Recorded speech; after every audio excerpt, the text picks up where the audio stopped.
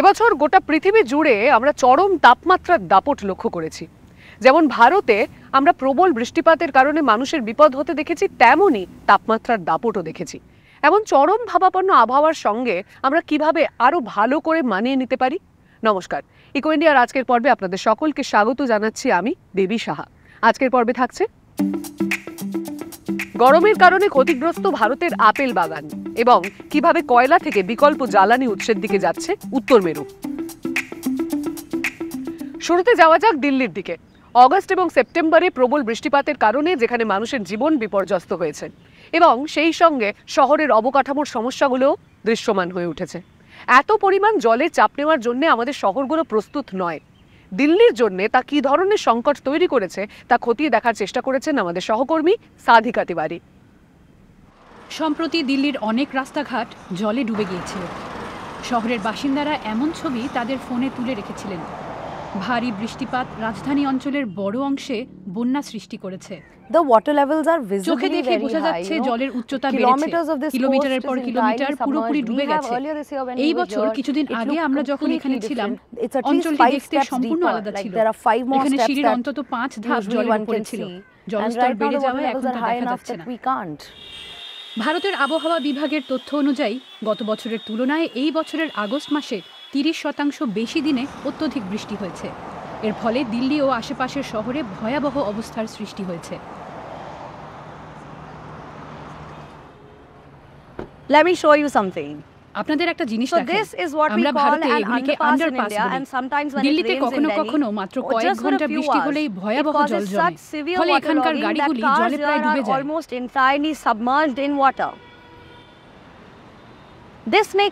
আমাদের মনে প্রশ্ন জেগেছে, এটা কি পরিকাঠামো এবং শহর যেভাবে গড়ে তোলা হয়েছে সেই সংক্রান্ত সমস্যা? তাহলে জলবায়ু পরিবর্তন এখানে কি ভূমিকা রেখেছে? আমরা সেই জন্য একজন বিশেষজ্ঞের কাছে যাব এবং আরো কিছু প্রশ্নের উত্তর খুঁজব। The cause of flooding is not just the rain, it's also how Delhi is built, how the water flows and where it actually floods. And unfortunately in Delhi in the last 20 years we have covered a lot of our big drains with concrete. So in that process there is a lot of debris inside and it chokes the drainage channel, which further contributes to flooding, further increases the groundwater table. অনেক দেশেই এই সমস্যা রয়েছে। ভারত ও চীনে জনসংখ্যার 28% বন্যার ঝুঁকিতে রয়েছে, বাংলাদেশে যা 58%। চলুন আরেকটি স্থানে যাই। বন্যার কারণে যমুনার তীরে অস্থায়ী ঝুপড়িতে বসবাসকারীরা বিপন্ন।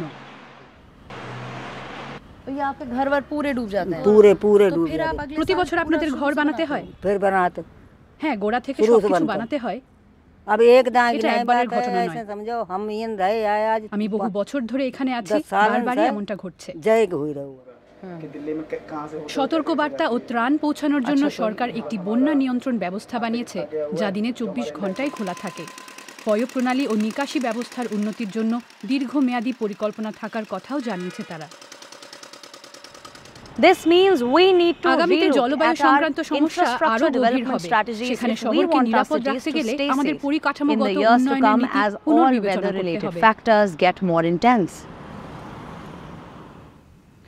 দিল্লি থেকে চলুন যাওয়া যাক দিল্লিবাসীদের প্রিয় পর্বত রাজ্য হিমাচল প্রদেশে। দৃষ্টিনন্দন পাহাড় এবং আপেল বাগানের জন্য এই রাজ্যটি খ্যাত। বেশিরভাগ ক্ষেত্রে আপনি আমি বাজার থেকে যে আপেল কিনে খাই তা এখান থেকেই আসে, কিন্তু সেই আপেলের দাম ক্রমশ বাড়ছে। তার কারণ বাগানের মালিকেরা নতুন সমস্যার মুখোমুখি। অল্টারনারিয়া ছত্রাকের আক্রমণে আপেল গাছের পাতা শুকিয়ে যাচ্ছে, নষ্ট হয়ে যাচ্ছে আপেল। আদর্শ কুমারের মতো আপেল চাষিরা এতে বিপদে পড়েছেন। 64 বছর বয়সী এই কৃষকের বাগানের 75% ফলনই এবার নষ্ট হয়ে গেছে। मेरे बगीचे का पत्ता आज तक कभी खराब नहीं हुआ। হয়নি, এই বছরই প্রথম এমনটা হলো। मतलब पूरा पत्ता এক রাতের মধ্যেই এমন হয়েছে। मतलब एक 9 তারিখ ঠিক ছিল, एक रात में 9 10 तारीख तारीख को সকালে উঠে দেখি সব পাতা 10 নষ্ট तारीख को হয়ে सुबह গেছে। देखा तो पूरा बगीचा भूरा हो गया था जल के। হিমাচল প্রদেশ আপেলের রাজ্য হিসেবে পরিচিত। সাদা ত্রিপলে ঢেকে সূর্যের সরাসরি আলো থেকে গাছ রক্ষা করা হয়।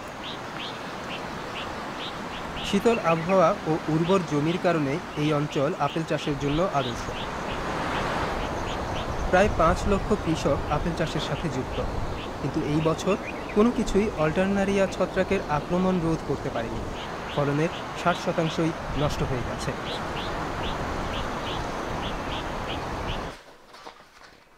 কৃষি বিজ্ঞান কেন্দ্র ফার্ম সায়েন্স সেন্টারের বিজ্ঞানী উষা শর্মা বলছেন, এবার শীতকাল বেশি উষ্ণ ও শুকনো ছিল, খুব কম বরফ পড়েছিল।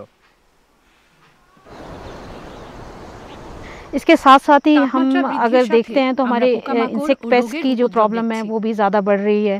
हमने देखा कि काफ़ी जो हाई एल्टीट्यूड पे जो ऑर्चर्ड्स थे वहाँ पे अल्टरनेरिया का काफ़ी ज़्यादा इश्यूज़ रहे, काफ़ी इंसिडेंसेस रहे उस पर। तो उसका मेन जो हमें रीजंस जो हमने जब हमने इसके पीछे देखा कि क्या क्या रीजंस रहे, तो ड्राउट कंडीशन, विंटर ऑनवर्ड्स जो ड्राउट कंडीशंस रहे, प्लांट हमारे स्ट्रेस में रहे। শীতকালে কম তুষারপাতের পর বসন্তে ভারী বৃষ্টি, শিলাবৃষ্টি ও বন্যা হয়েছে। ছত্রাকের বিস্তারের জন্য এমন পরিবেশ যথাযথ। আদর্শ কুমারের মতো অনেক কৃষকেরা নিজের ফলন বাঁচাতে কীটনাশকের সাহায্য নিয়েছেন। 1980-র দিকে গাছে আপেল স্ক্যাব রোগের সংক্রমণের পর থেকে ক্রমশ বেশি ছত্রাকনাশক ব্যবহার করছেন তারা। तो उससे আমরা मतलब সেই काफी থেকেই फर्क पड़ा। কীটনাশক ও उसके ছত্রাকনাশক बाद तो ব্যবহার चली করছি। फंगिसाइड सब শুরুতে 3-3 আমরা 4-4 প্রতি स्प्रे। ঋতুতে 6 থেকে शुरू में 7 বার 6-7 ওষুধ का था দিলেও रेशियो, क्या এখন नाम उसका প্রতি शेड्यूल ঋতুতে इनका, 15 থেকে 20 अब বার तो স্প্রে করতে 15-15 হয়। 20-20 स्प्रे कर रहे हैं लोग। তিনি একা নন, খুব কম কৃষকই এখন আগেকার দিনের মতো কৃষিজাত বর্জ্য বা গোবর থেকে পাওয়া জৈব সার ব্যবহার করেন। এর ফলে গত 40 বছরে রাসায়নিক সারের ব্যবহার প্রায় দ্বিগুণ হয়েছে, যার প্রভাব পড়তে শুরু করেছে।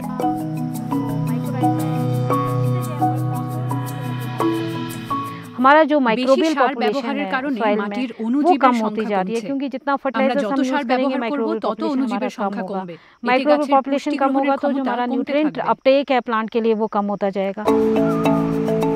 কৃষি বিজ্ঞান কেন্দ্র ফার্ম সায়েন্স সেন্টারে উষা শর্মা কৃষকদের চিরাচরিত পুনরুৎপাদনশীল কৃষির প্রশিক্ষণ দিচ্ছেন। বিজ্ঞানীরা মনে করছেন এর মাধ্যমে দীর্ঘমেয়াদে ফলন বৃদ্ধি করা সম্ভব। গত বছরে হিমাচল প্রদেশের 5,83,500 হেক্টর জমিতে প্রাকৃতিক কৃষি পদ্ধতি শুরু করা হয়েছে। প্রণব রাওয়াত এখন অনেক কিছু আলাদাভাবে করেন।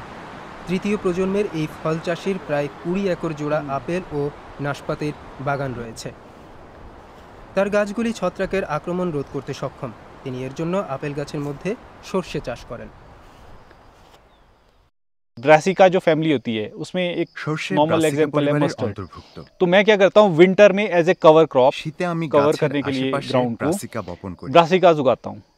और ब्रासिका की कैपेसिटी क्या है कि वो अपनी रूट से जितने भी फंगस के स्पोर्स है उनको ईट कर जाता है। मतलब ये जो स्पीशीज है उसको फंगस पसंद नहीं आती है। বিভিন্ন ধরনের সহযোগী ফসল একসাথে চাষ করেন তিনি। এক প্রজাতির অনেক গাছ কাছাকাছি লাগান না।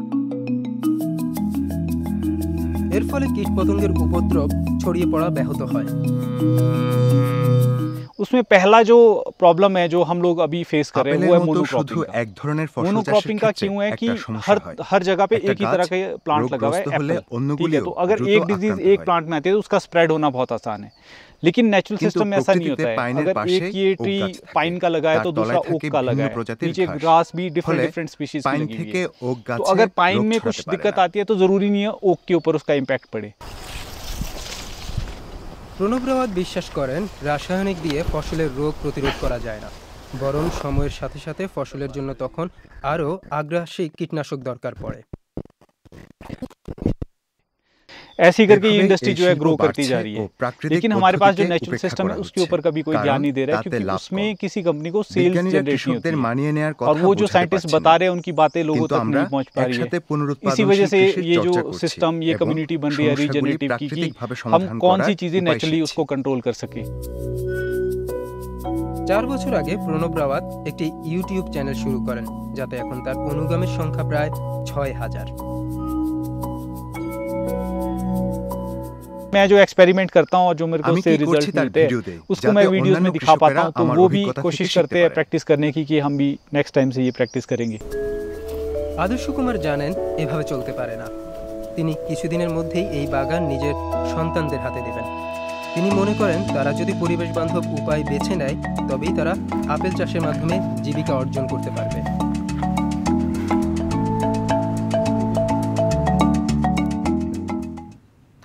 হিমালয় থেকে এবার চলুন যাওয়া যাক উত্তর মেরুতে।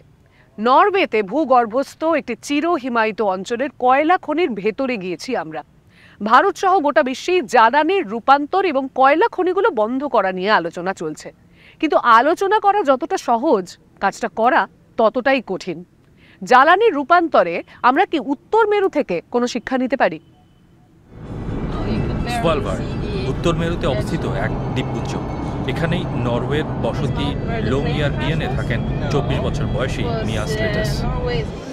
দিনটি তার জন্য সাধারণ কর্মব্যস্ততার, যদিও তার কাজটি মোটেও সাধারণ নয়। তিনি একটি খনিতে কাজ করেন। সেখানে মাটির নিচে হিমায়িত স্তর থেকে গত অর্ধ শতাব্দী ধরে কয়লা তোলা হচ্ছে। ভূগর্ভে যাওয়ার আগের প্রস্তুতি চলছে। কয়লা তোলার স্থান থেকে 7 কিলোমিটারেরও বেশি দূরত্বে রয়েছেন তিনি। প্রথমে যেতে হয় গাড়িতে, তারপর বিদ্যুৎ চালিত গাড়িতে, তারপর পায়ে হেঁটে। মিয়া স্লেটাস একটি সুড়ঙ্গ মজবুত করার কাজ করছেন। ছাদে গর্ত খুঁড়ে লোহার ফলা কাটছেন যাতে পাথরের চাপ চারপাশে ছড়িয়ে যায়। আগে নিরাপদ করতে হবে। নিরাপদ নয় এমন পর্বতের তলায় কখনো যেতে নেই। 7 নম্বর খনিটি স্ভালবার্ড দ্বীপপুঞ্জের শেষ চালু খনি। বিকল্প জ্বালানি ব্যবহারের পরিকল্পনার অংশ হিসেবে এটিও দ্রুত বন্ধ হয়ে যাবে। এই কারণে খনি শ্রমিক ও রক্ষণাবেক্ষণ কর্মীরা তাদের কাজ হারাবেন। 2023 সালেই 7 নম্বর খনি বন্ধের কথা ছিল, কিন্তু ইউক্রেন যুদ্ধ ও জ্বালানির মূল্য বৃদ্ধির কারণে সেই সময়সীমা 2025 অবধি বৃদ্ধি করা হয়েছে। প্রতি বছর এই খনি থেকে উত্তোলিত প্রায় 30,000 টন কয়লা দ্বীপপুঞ্জের রাজধানী লোংইয়ারবিয়েনকে গরম রাখে। আরও 80,000 টন কয়লা যায় জার্মানি সহ ইউরোপের শিল্প কারখানাগুলোতে।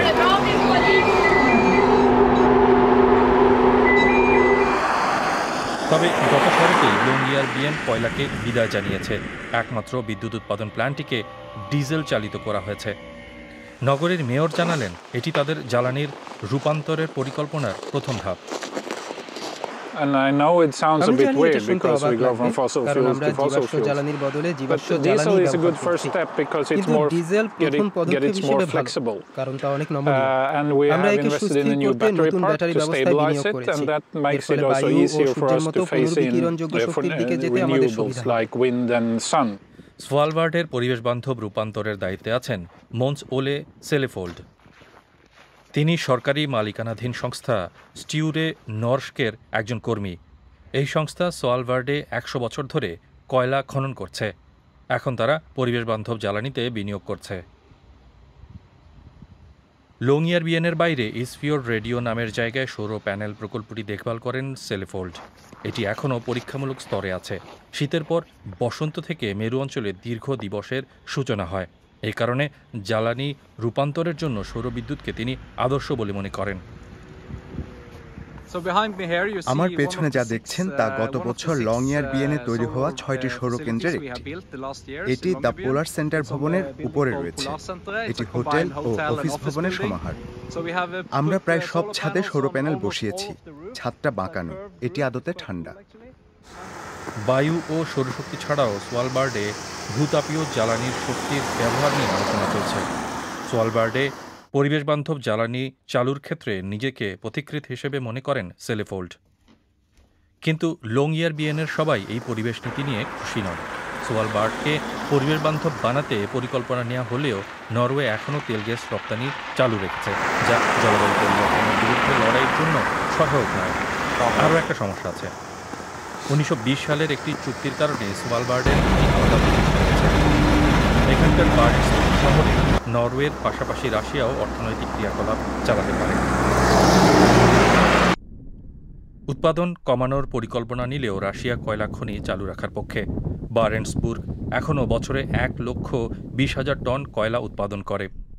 2032 সালের শেষে দ্বীপপুঞ্জটিতে কয়লা উৎপাদনের পরিমাণ কমে দাঁড়াবে 40,000 টনে। চালু হওয়ার 100 বছর পরে এই দ্বীপপুঞ্জে নরওয়ের শেষ খনিটি বন্ধ হতে যাচ্ছে। সেলোফোল্ডের জন্য এটি পরিবেশবান্ধব নতুন প্রকল্প চালুর সুযোগ। আর স্লেটাসের জন্য সময়টি অন্যত্র পাড়ি দেওয়ার, কারণ পৃথিবীর অনেক দেশ এখনো কয়লা উত্তোলন করছে। আমি অস্ট্রেলিয়া বা গ্রিনল্যান্ডে যাওয়ার কথা ভাবছি, কারণ আমি খনির কাজ ভালোবাসি। আমি সেটাই করতে চাই, কিন্তু আমি মূল ভূখণ্ডে কারিগরের কাজ করতেও রাজি। খনি বন্ধ করে নতুন প্রযুক্তি চালুর মাধ্যমে সোয়ালবার্ডে পরিবেশবান্ধব রূপান্তর শুরু হয়েছে। এখানকার বাসিন্দারা গত কয়েক বছর জলবায়ুর পরিবর্তনের প্রভাব ভালোমতো টের পেয়েছেন, কিন্তু পরিবেশবান্ধব ভবিষ্যতের জন্য তাদেরকে এখনও অনেকটা পথ হাঁটতে হবে। খাবার হিসেবে মাশরুম ক্রমশ জনপ্রিয় হয়ে উঠছে, কিন্তু এগুলো আসে কোথা থেকে? বেশিরভাগ ক্ষেত্রেই আপনারা বলবেন বন জঙ্গল থেকে, কিন্তু আমরা তো বন জঙ্গল থেকে অনেক দূরে শহরে বসবাস করি। তাহলে ভেবে দেখুন, আমরা যা খাবার খাই তা যদি অনেক দূর থেকে নিয়ে আসতে হয়, তাহলে তা পরিবহনে কতটা কার্বন ডাই অক্সাইড নির্গমন হচ্ছে। এই সমস্যার সমাধানে বার্লিনে একটি স্টার্টআপ শহরের মধ্যেই ছোট জায়গায় মাশরুম চাষের ব্যবস্থা করেছে। তাতে করে আপনার কেনা মাশরুম আপনার বাড়ির আশেপাশেই উৎপাদন করা সম্ভব হবে। কুয়াশা ঢাকা ঘরে এমন অদ্ভুত জিনিস দেখে শুরুতে কল্পবিজ্ঞানের চলচ্চিত্রের কোনো ক্লোন গবেষণাগার বলে মনে হতে পারে, কিন্তু আদতে এটি বার্লিনের একটি মাশরুম খামার। এখানে চাষ হওয়া প্রজাতিগুলি এশিয়ার। এর মধ্যে বিখ্যাত শিটাকে বা কিং ওয়েস্টার যেমন আছে, তেমনি আছে অল্প পরিচিত ইয়ামা বুশিটাকে বা সিংহের কেশব mushroom. We try and keep the distance from harvesting, from growing and harvesting to consumer in and around 20 kilometers. So at our farm in Berlin, our pilot farm, we are producing more than 3 tons of mushrooms, fresh mushrooms harvested every month. We are selling those to gastronomy, to wholesalers, to some larger supermarket chains. বার্লিনের কেন্দ্রে পৌঁছে দিতে 1 ঘন্টারও কম সময় লাগে, অর্থাৎ রেস্তোরাঁয় একেবারে টাটকা mushroom পৌঁছায়। The quality of these mushrooms is very good and it's also constant. ও একটি নির্দিষ্ট মানের হয়, বিশেষ করে জার্মানিতে এরকম কিছু খুঁজে পাওয়া দুর্লভ, especially in Germany that I found. সাধারণত এসব মাশরুম হাজার হাজার কিলোমিটার দূর থেকে আসে। ভোজন রসিকদের কাছে খুবই প্রিয় হলেও এই প্রক্রিয়া পরিবেশের জন্য ক্ষতিকর। যেখানে খাওয়া হবে সেখানেই খাবার ফলানোর আবেদন উৎপাদকদের কাছে আকর্ষণীয় হয়ে উঠছে। তারা স্থান ও সম্পদ দুই বাঁচাতে আগ্রহী। অনেক শহরে হাতের কাছেই মাশরুমের খামার রয়েছে। To have the quality effectively on our doorstep is something which is rare, especially nowadays. খাদ্য শিল্প পৃথিবীর কার্বন নির্গমনের প্রায় 1/3 জন্য দায়ী। এর মধ্যে উৎপাদন ও ভূমির ব্যবহার পরিবর্তনের জন্য 24% ও পরিবহনের জন্য আরও 6% নির্গমন হয়, যা পরিবেশের জন্য বিশাল বোঝা। You have a lot of extra CO2 emissions as well as all the materials needed to get them there, to store them here and there, the refrigeration needed, etc. And when you're growing something locally, as we are, you cut out all of those CO2 emissions. ফল ও সবজির কারণে সাধারণত বেশি carbon নির্গমন হয়, কারণ বিভিন্ন প্রজাতি বিভিন্ন স্থান থেকে ক্রেতাদের কাছে পাঠানো হয়। তার উপর পরিবহনে হিমায়িত গাড়ি ব্যবহার হয়। খাদ্যশিল্পে পরিবহন সংক্রান্ত নির্গমনের ক্ষেত্রে আমেরিকা, চীন, ভারত ও রাশিয়া সবচেয়ে খারাপ অবস্থানে রয়েছে।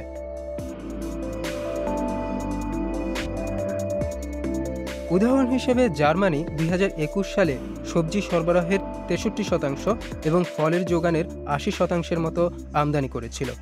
এই বিপুল খাদ্য এসেছে সমুদ্র বা আকাশপথে বিরাট দূরত্ব পেরিয়ে। ধনী দেশগুলিতে পৃথিবীর জনসংখ্যার সামান্য অংশের বসবাস হলেও খাদ্য পরিবহনের প্রায় অর্ধেকের জন্য দায়ী তারা, অর্থাৎ এজন্য হওয়া নির্গমনের দায়ও তাদের। কার্বন নির্গমন কমানো বা যথাসম্ভব পরিবেশ বান্ধব হওয়ার কথা এখন আমরা সবাই বলছি। এখানে আমরা ঠিক সেই কাজই করছি। যথাসম্ভব জিনিসপত্র জার্মানি বা স্থানীয় অঞ্চল থেকে জোগাড়ের চেষ্টা করছি। বার্লিনের শহরতলির এই মাশরুম খামারের পরবর্তী পরিকল্পনা হলো কৃত্রিম বুদ্ধিমত্তাকে কাজে লাগিয়ে বিদ্যুৎ সাশ্রয় করা ও পণ্য নষ্ট হওয়া কমানো। We're developing some AI tools which use imagery in our grow rooms that can monitor them on a 24-hour basis, and they help us understand the prime time for picking so that we harvest those mushrooms at the perfect time of ripeness and maturity. পৃথিবীতে উৎপন্ন খাবারের প্রায় 80%-এরই গন্তব্য শহরে, সুতরাং শহরে চাষ করাটাই বুদ্ধিমানের কাজ। নাগরিক কৃষি বিশ্বের সবজির চাহিদার প্রায় 10% মেটাতে সক্ষম। একটাই সমস্যা, এর জন্য অনেক জমি দরকার। উদাহরণ হিসেবে বলা যায় প্যারিসের খাবারের চাহিদা পূরণের জন্য এই শহরের আকারের 1.5 গুণ কৃষি জমি দরকার। জার্মানির উদ্ভাবনী কৃষি পদ্ধতি থেকে এবার ফিরে আসা যাক ভারতে। তামিলনাড়ুতে যুগ যুগ ধরে চলে আসা একটি জৈব কৃষি পদ্ধতি আমরা দেখেছি। রাসায়নিক মুক্ত চাষের জন্য এই উদ্ভাবনী কৌশল অনেকেই কাজে লাগাতে পারে। জৈব চাষী রবিচন্দ্রন কেঁচুর ভক্ত। কয়েক বছর ধরে তিনি এদের বিশেষ ক্ষমতার ব্যাপারে জেনেছেন। কেঁচু ব্যবহার করে তিনি জৈব সার বানান, সেগুলি তার বাগানের সবজি ও ফুল গাছের বৃদ্ধিতে সাহায্য করছে। এই বেগুন বা রজনীগন্ধায় তার প্রমাণ। তিনি যখন কৃষিকাজ শুরু করেন তাকে ঋণ নিয়ে জমি ইজারা নিতে হয়েছিল। அதுக்கப்புறம் இதுல என்ன பண்ணலாம் அப்படின்னு யோசிக்கும் போது விவசாயத்தை வந்து கொஞ்சம் கொஞ்சமா ஒரே நேரத்தில் ஆரம்பிச்சேன். ஃபர்ஸ்ட் 1 ஏக்கர் செடிமரம் வச்சேன், அடுத்து 1 ஏக்கர் சம்மங்கி போட்டேன், அடுத்து 1 ஏக்கர் அவரைக்காய், அடுத்து 1 ஏக்கர் பங்காரம். இந்த மாதிரி பயிர் பண்ணும்போது என்னுடைய உரம் நான் தயார் பண்ண உரத்தை செடிகள் அப்படி வச்சு ஒரு 15 நாளுக்கு இன்டர்வல்ல பார்க்கும்போது அதனுடைய செடியினுடைய வளர்ச்சி, பூக்கும் திறன் இதெல்லாம் பார்க்கும்போது எனக்கே ஆசையா இருந்துச்சு। রবিচন্দ্রন পেশায় একজন নির্মাণ প্রকৌশলী। তার নিজের সংস্থা আছে, কিন্তু তিনি নিজের খাবার নিজে ফলাতে চান। 30 বছর আগে তিনি থাঞ্জাভুর জেলায় নিজের গ্রাম বাল্লামবুদুরে জমি ইজারা নেওয়া শুরু করেন। এখন তার জমির পরিমাণ 4.5 একর। பயிர்களும் பூக்களும் எல்லாமே சப்போர்ட் பண்ணிட்டு இருக்கு। இந்த ஃபார்ம்ல இருந்து வர்ற வருமானத்தை பாத்தீங்கன்னா சம்மங்கி பூ எடுத்துக்கிட்டோம்னா রজনীগন্ধার ক্ষেত্রে প্রতি মাসে 20000 ரூபாய் 20000 টাকা আয় மந்த்லி 30 நாள் நம்ம பூ கொடுத்தோம்னா 20000 ரூபாய் கிடைச்சிரும்। அதே மாதிரி காய்கறி வந்து 4 ட்ரிப் அனுப்பிச்சு விட்டோம்னா அதுல இருந்து ஒரு 20000 ரூபாய் வரும்। এই সাফল্যের অন্যতম কারণ কেঁচু।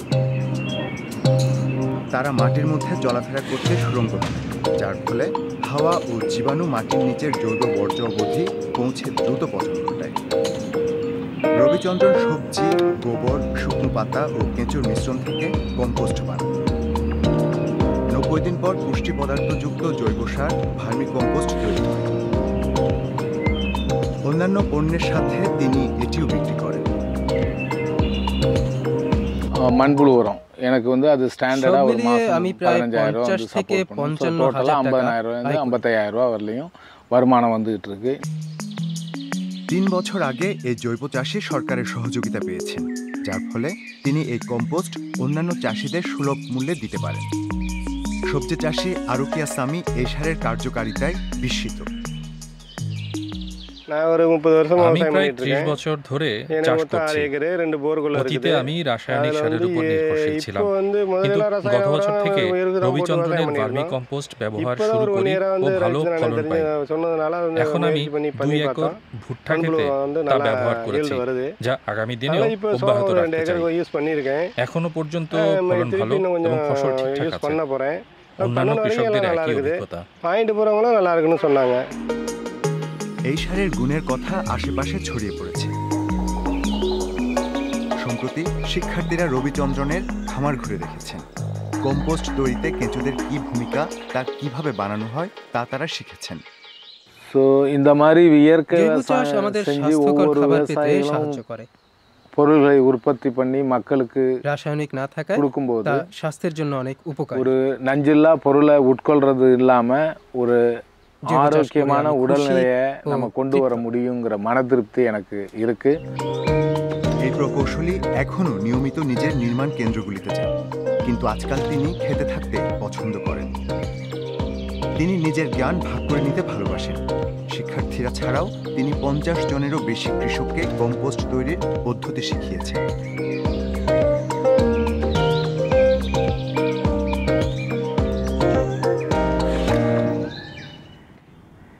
নতুন পৃথিবীর সঙ্গে মানিয়ে নেবার জন্য দুর্দান্ত কিছু নতুন চিন্তা এবং ধারণার সঙ্গে আপনাদের পরিচয় করানোর চেষ্টা করলাম আজকের পর্বে। আপনাদেরও কি এমন কোনো ভাবনা আছে যা আমাদের সঙ্গে ভাগ করে নিতে চান? তাহলে তা আমাদেরকে লিখে জানাতে পারেন ইমেলে। আজকের মতো এই পর্যন্তই, আবারও দেখা হচ্ছে আগামী সপ্তাহে। ততদিন ভালো থাকবেন, সুস্থ থাকবেন। নমস্কার।